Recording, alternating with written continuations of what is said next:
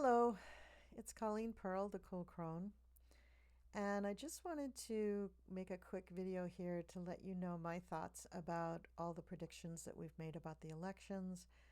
And I've watched a few of the big YouTubers in this community, ones that I know and really admire, bend over backwards apologizing for getting it wrong.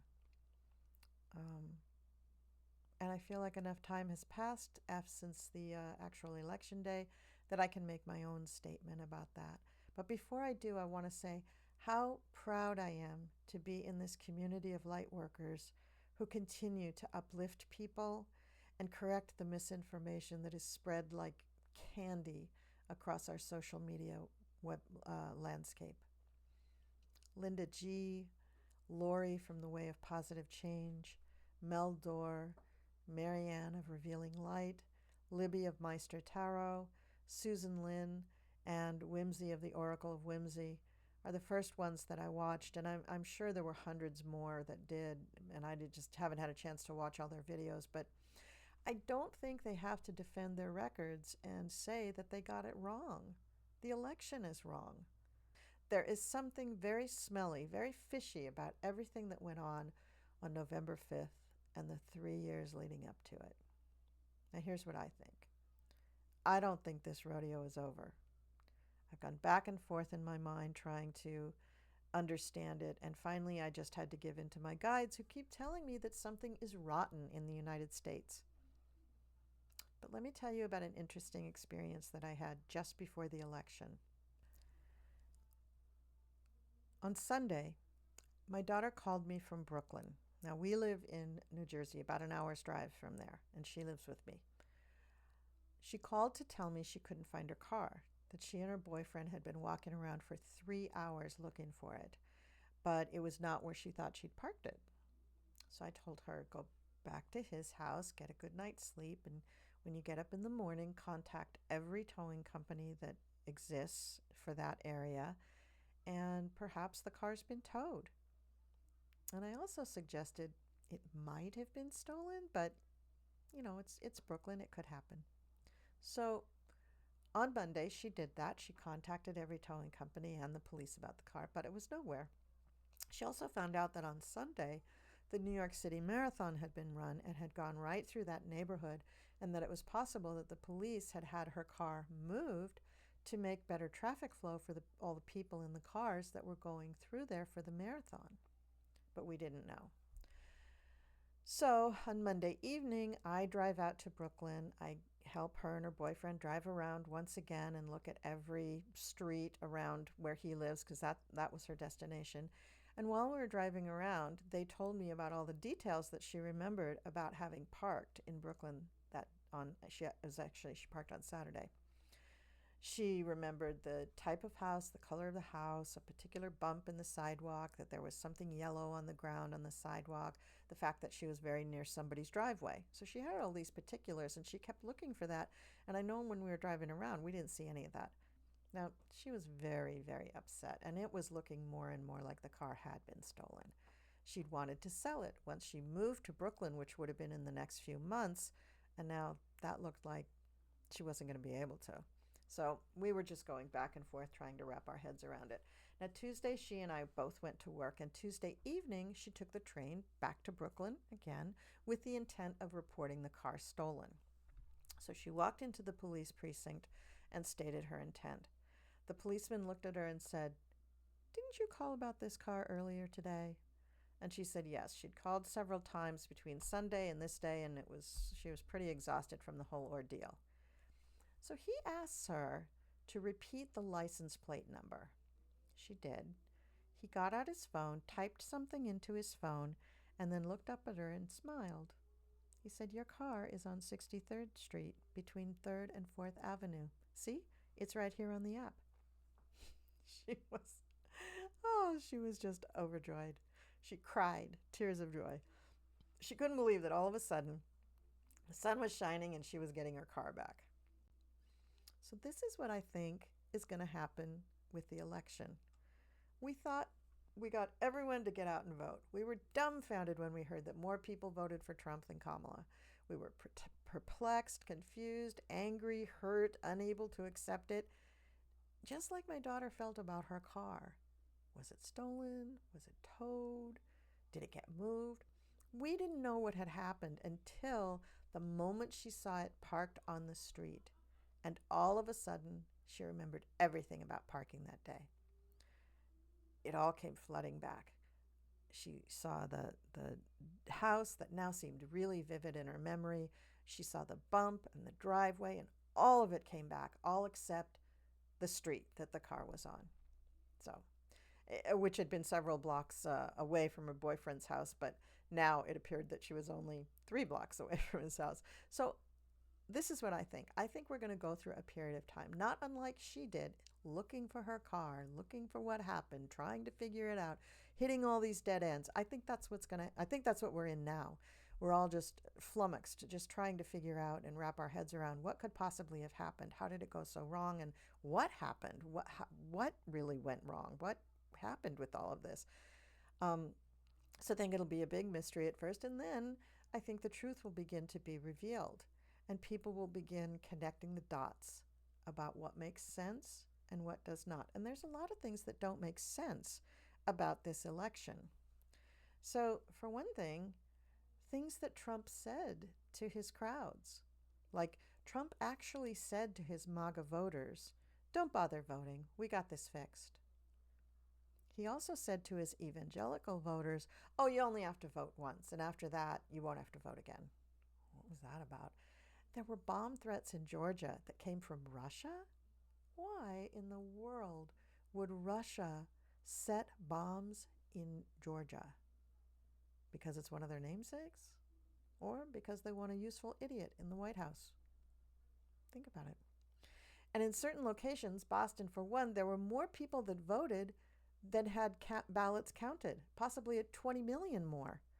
So in Massachusetts, that Secretary of State had to file to take over the Boston election headquarters for counting ballots because, according to the number of people voting, an insufficient number of votes had been counted.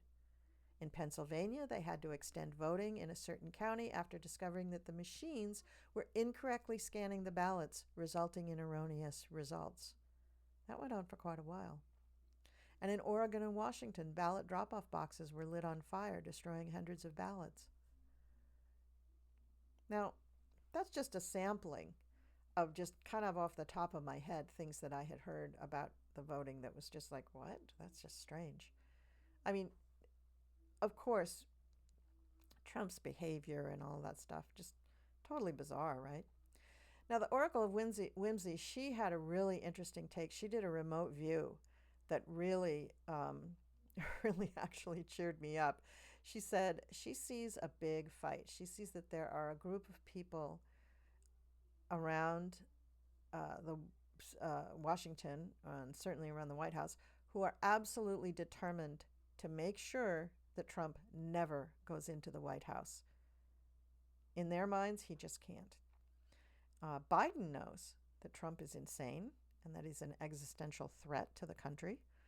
He hasn't handed over his medical records or his tax records, and basically they just don't know who this guy is. They do know that he helped create the January 6th riot, so as a result, there is this group of people who are going to make sure that DT never gets into the White House. This is all in her remote viewing. So she says we're going to see lawsuits and arguments about everything from the fact that he's a felon to the Logan Act to everything else. Every legal argument possible will be made in their fight to prevent him from entering the White House. That is the key phrase that she kept repeating. And she said, rest assured that the Democratic Party has lawyers who are on it. If 20 million votes are missing, 20 million votes are going to be found. If there's any legal way that Biden's people can stop him from walking through the door, they will find it. Whether it's the problems with the election itself or something to do with Article 25. And if it does, she proposes, would they even get resistance from Trump's team? I mean, is that maybe not even the point? So having his deputy step up, Vance, That would mean, she said 4 years, but think about it. Vance could run for a second term. It could be 8 years of a Republican Party under Vance. So what are we looking at? Are we looking at a serious, you know, disruption of our government or destruction of our government? And before that happens, we're looking at a very serious, serious legal fight. So check out her video because that it was really interesting. It was really good.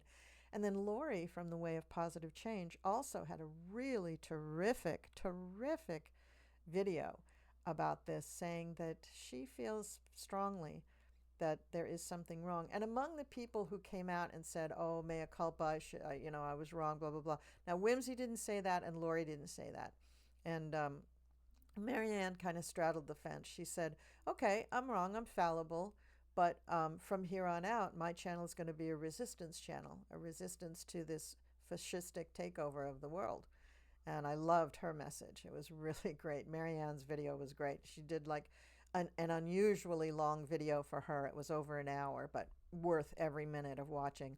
But back to Lori of Positive Change, what she said is that Biden and Garland will fight to uncover the fraud concerning the election. Great. That's good. And she, again, that video is really worth watching. So, all of these very serious readers, Linda G, Mel, who else did I say? Linda G, Mel, Marianne, Susan Lynn. She had a very good video about how they're going to look into all of the fraud and stuff, and how they're going to fight it. They're really going to fight it. So I think that I admire these people immensely. And the thing that Lori kept saying, she was really adamant about this, is that her guides are not wrong. Her guides do not steer her down the garden path and then just leave her.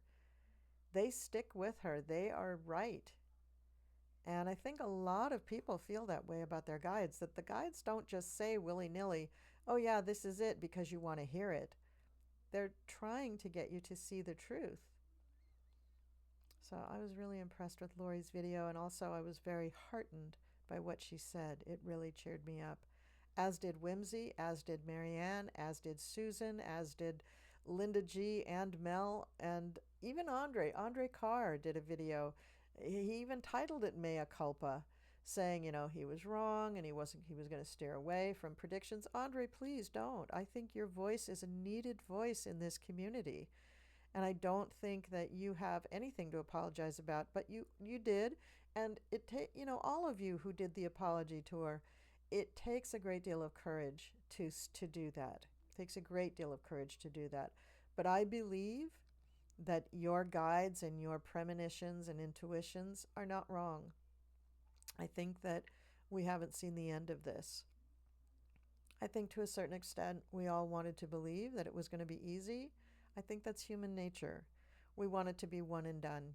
None of us want to believe that the door is going to open and it's going to be a really super complex situation in front of us, challenging our very existence. Nobody really wants that. But that is very often the way things turn out. Just like my daughter's car. It was really simple once she found it. But until she found it, it was such a what's the name of those knots, the knot that you can't undo. It was just so difficult to figure out even how to report it. Did she, was it towed, was it moved, was it stolen, what should she do? So as I titled this video, it ain't over until the fat lady sings.